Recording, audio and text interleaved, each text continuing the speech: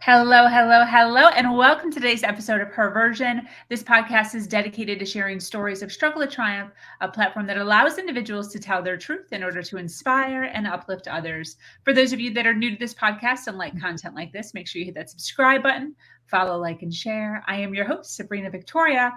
Let's jump right in.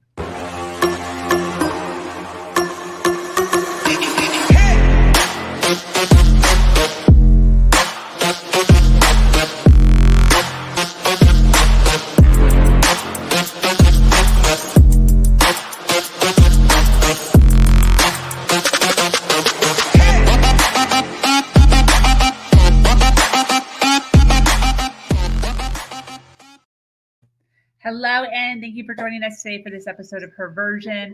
The Her Version platform is built on storytelling and the understanding that many times our greatest learning experiences come from listening to other people's stories. Today, I'm speaking with an amazing woman named Janelle Anderson. With a past filled with trauma around men, lack of confidence, and no power, Janelle is now the owner of Emerging Life Coaching. Years later, she is now an expert in the field of personal growth and development. She teaches self-discovery, inner transformation, and creating solid plans of action for achievement. We are excited to hear about the journey she has been on up to this point and learn what she believes is the best way to cope with a lack of confidence. Welcome, Janelle. How are you? I'm great. How are you, Sabrina? I'm excited to be here. Yes. Thank you so much for taking some time out of your day to hang out with me and share some of your journey and nuggets of information with myself and my audience. Do you mind telling everyone where you're from? My mic. Oh, there we go. My mic keeps going out. I don't know why.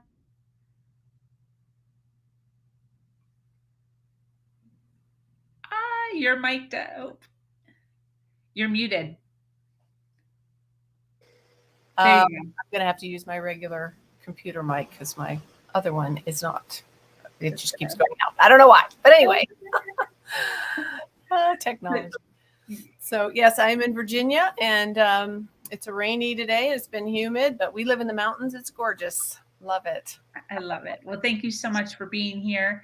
And I kind of want to just jump right in. You know, I know a little bit about you and what you do now, but I would love to hear a little bit about your background and your journey up to this point. I'd like to just start with what is one of the biggest challenges that you've endured in your life, and what did you learn from that challenge? Well, probably I'd have to say the biggest challenge in my life was overcoming really and processing through the trauma from my early 20s. Like that has impacted my life. I'm late 60s. I just turned 69 actually. And it wasn't until my late 50s, so probably in the last decade, that I actually was able to process that trauma. So it had impacted my entire adult life. So overcoming that, processing through it, looking at it, understanding what had happened was the biggest challenge because I didn't want to go there. I didn't want to talk about it anymore. I didn't want to feel the emotions from it. I didn't want to tell people. I didn't want to, revisit all of that. And yet I thought, well, if I just don't think about it, if I just stuff it away, if I ignore it, it won't bother me.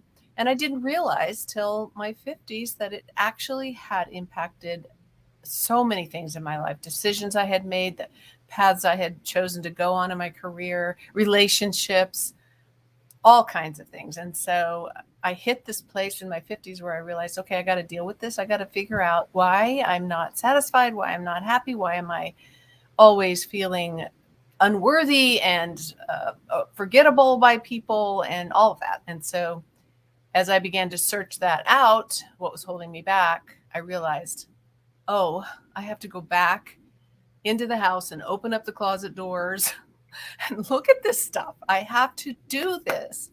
And it was scary and uncomfortable, but I finally did it. I said yes to me. I love it. Yes, to discovering this.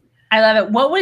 Was there a certain pivot point where, like, a day or a thing or a situation where you were just like, oh, yeah, you got to do, what was it? What was the pivot? It was I would have to say there were many, but the one that really stands out is I was sitting in church one day and my pastor was teaching this teaching. He talks about called The Path of Destiny. And it's something he talked about a lot, but this particular day, it really got my attention.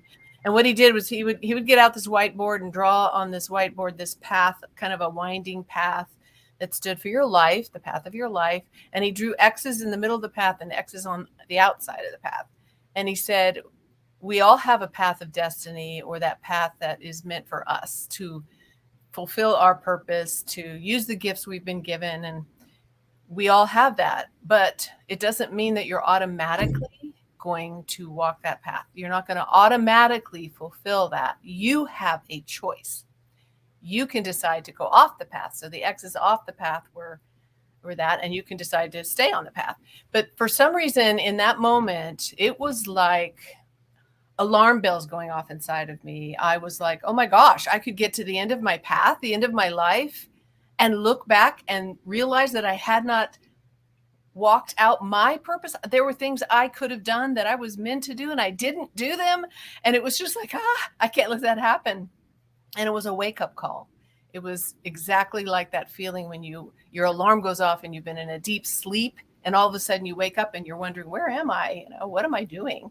That's what it felt like. And in that moment, I decided I'm going to find out what it is I am meant to do. What is my unique purpose, at least for the rest of my life?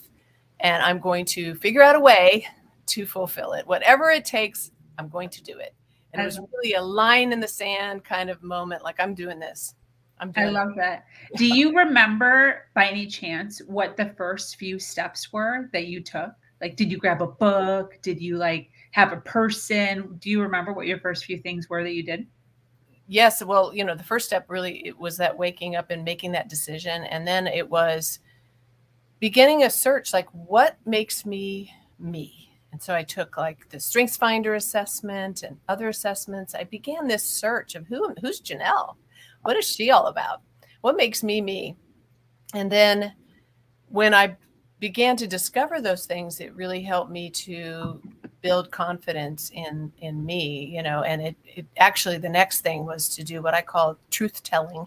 I went back to my past. I began to look at, well, if this is really me and I'm meant to do this, and these are my strengths and this is my personality, why do I feel so unworthy? Why do I feel like I'm not important, that my voice doesn't matter? What are these thoughts that are holding me back? And so then I started to really become honest with who I am and look at, what are the false beliefs that had taken root in my heart that were really not me. And so kind of weeding the garden so that the true, blossom of who I am could grow.